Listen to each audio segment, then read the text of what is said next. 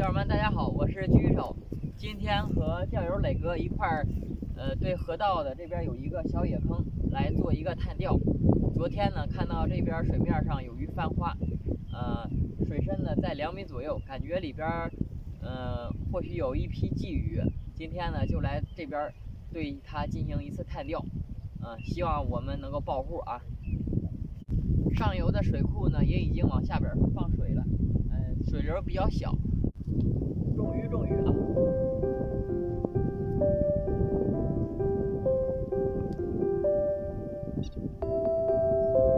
一条鲶鱼。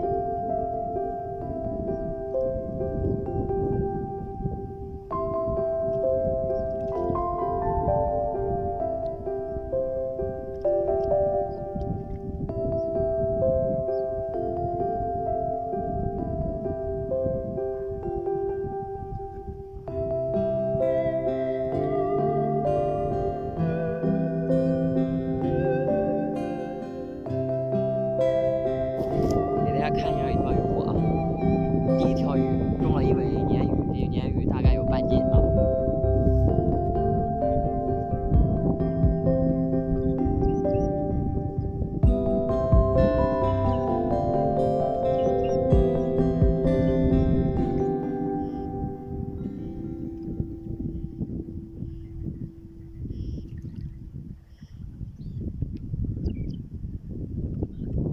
今天中获的第一尾小鲫鱼啊，一两都没有，先入库。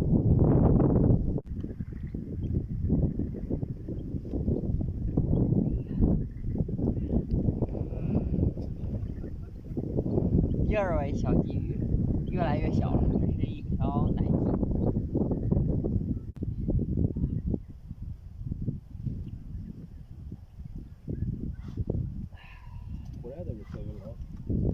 全是麻将鲫，个体都比较小，这已经是第4条了。我们两个在这边一共坚守了1天，现在是下午的将近5点钟了。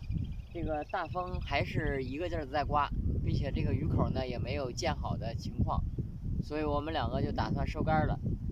今天呢没有钓到什么正经的鱼，只有一条那个大点的鲶鱼，这也是意料之外的。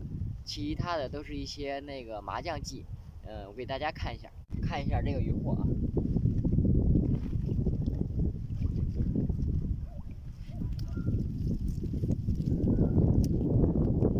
一条，这条鲶鱼应该半斤多，还有那个5、6条小鲫鱼，还有一条黄桑鱼啊。今天1天的鱼货就这么一点儿，现在呢给它们都放生。这条鲶鱼呢还是一个大肚子，它应该也是怀孕了。现在都让它们走了。